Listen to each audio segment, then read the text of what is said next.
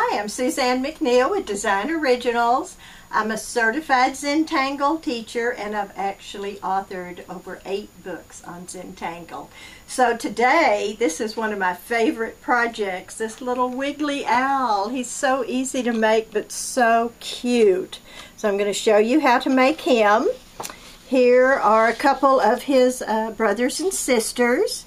This one, I've done the wings this way. This one sort of looks like he's flying, and this one has his wings this way. So there are a lot of variations you can do with just the same shapes. And here's the mother, I guess. So with her, I used cans and lids and little plates to cut the circles and draw around them.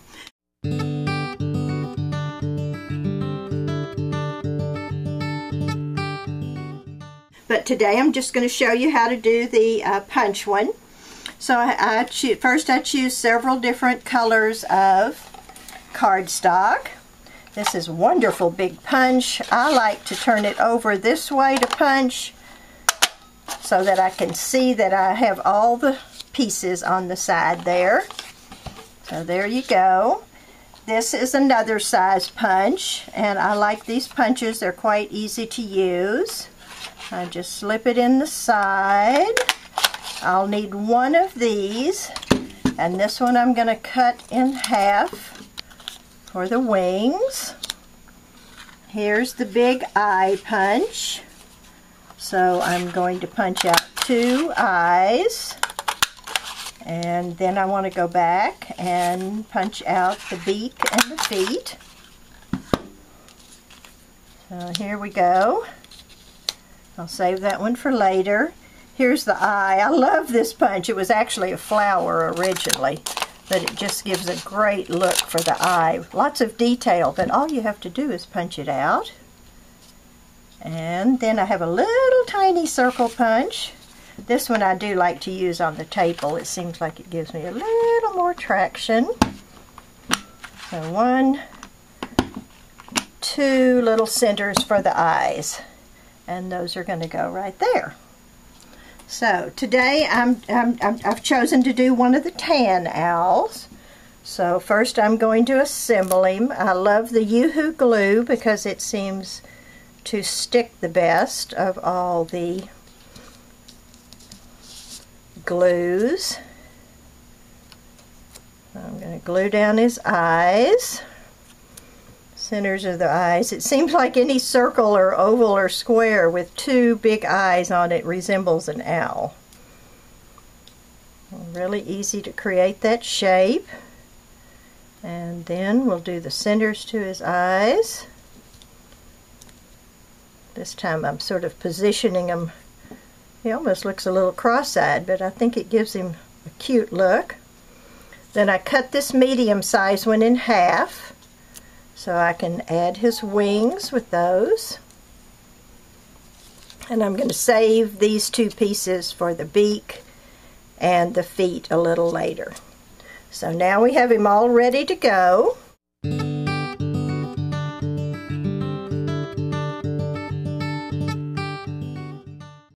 So to do the Zentangle, I'm using my 01 micron pen. And that's what I like to use for the basic Zentangles. So the first thing I'm going to do is just divide his body into 3 spaces. No particular size or shape, but sort of even. So in the first one I'm going to do a pattern called wormholes. So on this one, I'm going to choose 2 different sides. And I'm going to draw a series of circles right across that space. The more you practice, of course, the more accurate your circles become. And I do like to use my pen almost perpendicular because that gives me a lot better circles and makes my pen last longer. So now I'm going to take these other 2 points, and I'm going to connect that, sort of a waved line. I'm going to focus off those 2 points but go between every circle. I just love this wormholes design. It works fast, works up fast, and it really creates an interesting pattern. Now, a lot of people have different variations for finishing it, but I like to echo the side of that circle, skip a space, add more echo part circles, skip a space. Now I'll go back on the other side. For some reason I normally start in the center and work out. It just seems to work better for me. But no hard and fast rule. Now on the other side, I'm going to echo the other side of the circle, but this time I'm doing it in the opposite space. So this is a wormholes pattern. I'm not sure how I came up with the name, it just sort of resembled that to me. And so now I'm finished with that section, and now I'm going to show you another tangle. This is a washer's pattern. It also resembles beads. So I'm going to draw washers. Sometimes I refer to them as donuts. And those are going to touch each other. I like a fairly large hole in the center because what we're going to do is create this pattern right here. So this is our washer's pattern. And you can see between these two owls that I'm doing the same two patterns, but I have them positioned in different places. So I'm going to do another row of washers, just continuous donuts. Keep going with the donuts or washers until I fill the entire space. One more row should do it. And now to make them look like they're on a string, I'm just going to move my owl around a little bit. I start on this side of the center of the washer and I stop at the edge of the next washer. I'm going to color that in. I start here at the edge of the center and I stop at this edge. And now I have a little trick to show you. This is a number 5 micron pen, and it works exactly the same. I always put my tip on here because it balances the pen better and I don't lose it. So here I'm using a 5, and what this will do is just a little bit wider point, so it will fill in that black coloring a little faster. I never like to be in a rush when I'm doing Zentangle. So, but if I can find an aid to make it go a little faster while I'm relaxing and enjoying the process, I definitely will use that aid. So now it's sort of an optical illusion because it looks, you can't quite figure out sometimes how I drew those circles around the line. Of course, the trick is to draw the circles first. I'm going to continue here until I've finished the entire space, and then I'm ready to move on to the next tangle. So now I'm going to go back to my 101 pen, and in this area I'm going to set up a grid of circles.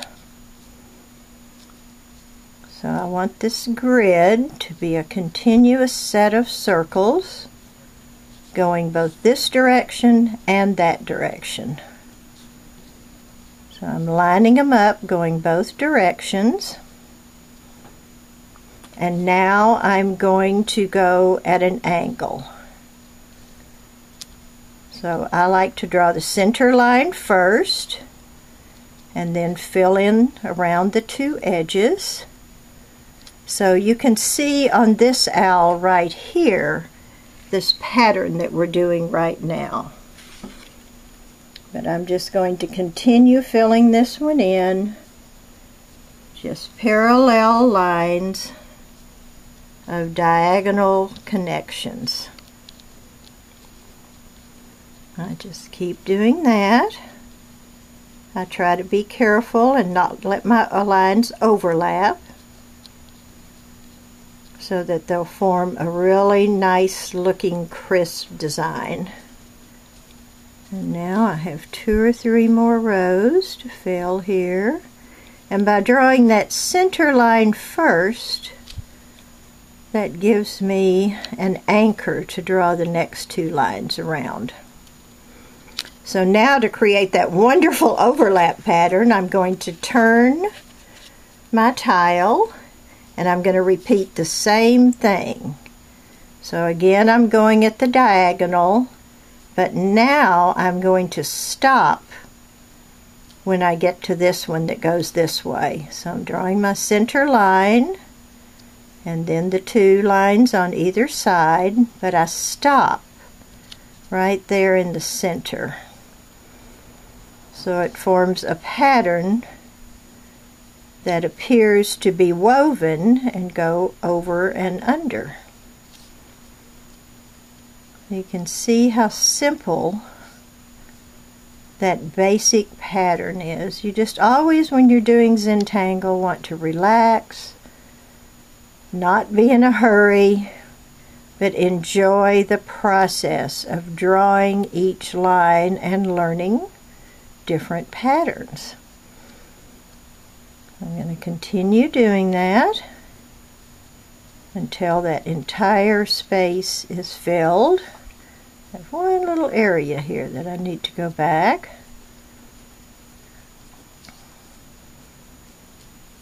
So I do like to glue my eyes and my wings on first because I don't need to tangle under them.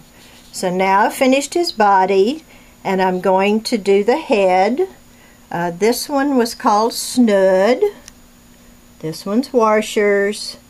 This one's wormholes. And now I'm going to do the puff border. So I find it easiest to work this way because it's easy to form a secondary arch. It's easier to form that arch if you'll watch, I'm sort of working, I'm letting my wrist stay here on the table while I'm forming the arch by moving my fingers. So once I have several arches drawn, I'm going to go back and make little half moon shapes. You know, I don't know if I've told you, but Zentangle is also a problem solving, just simple problem solving. And when I say that, it's, well, what do I do when I get to an area that only requires half or a quarter of that shape? So I need to adjust my pattern just a little bit. And now I'm going to come back and add a second line inside each of those arches.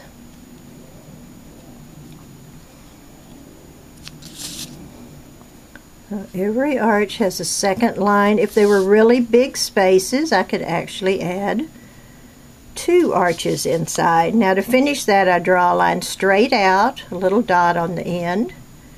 Then I divide this section.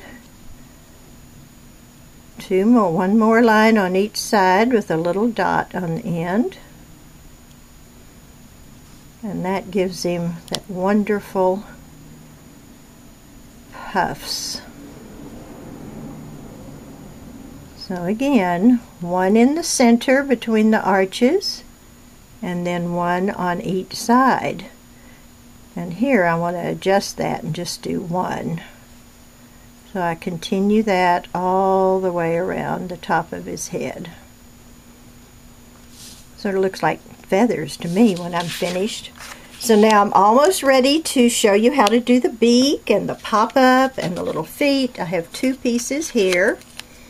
For the beak, I like to fold this half in half, and then I open it up I overlap this side just a little bit over that fold and overlap this one just a little bit. And then I'm going to put the glue on the back. So since I overlapped those, I need to put that little more glue here right in the center. Overlap that. And then glue the entire piece right here between his eyes, and that will form, oops, glued it upside down. Actually, it looked kind of nice that way, but this is the correct way. And that forms that ridge on his beak. Then this extra half circle I have, I'm just going to cut that in thirds or fourths. You can vary the feet on each owl.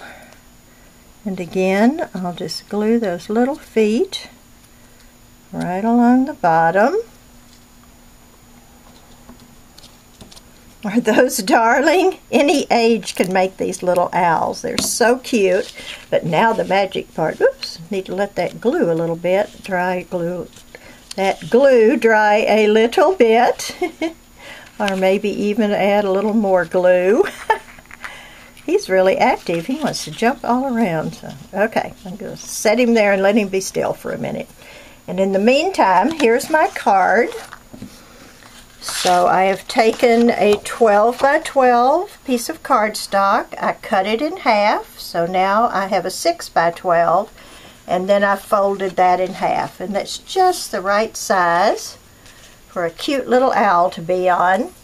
To do the pop-up, I have 2 strips of paper, and these are 6 inches by ½ inch, each one of them. So I just stack them together, and then I fold the entire piece into an accordion shape. Fold left, fold right, fold left, fold right. When I'm finished, I can separate those.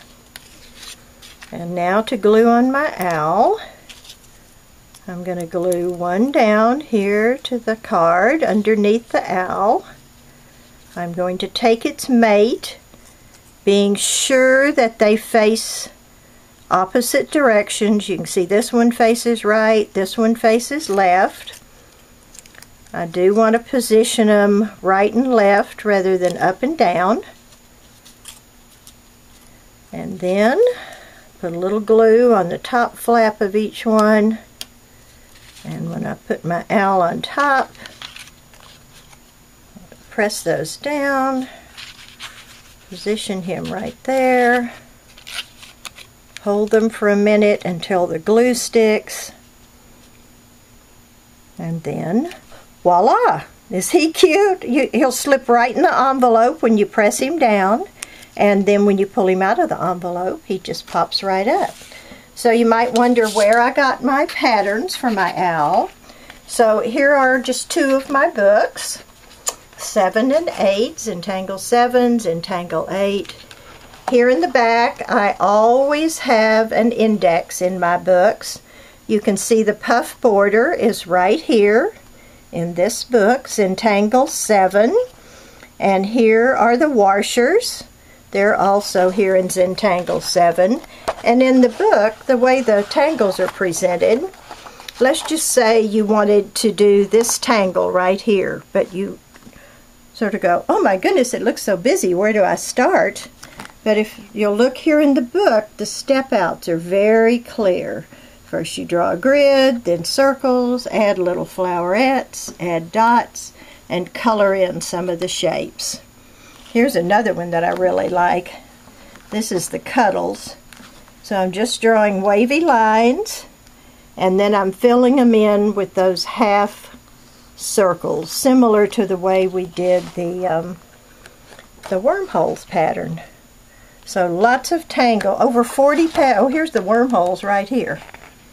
Over 40 brand new tangles in every book. This one happens to be themed around zendalas or circles, so lots of beautiful samples for inspiration. And just here's Zentangle 8. So again, 40 brand new patterns. So lots of fun to collect these books and learn new patterns every week. Here's the snood that we did right here. So each book has 40 patterns, so if you work on one book a month, you'll be able to learn a new tangle every day. So enjoy!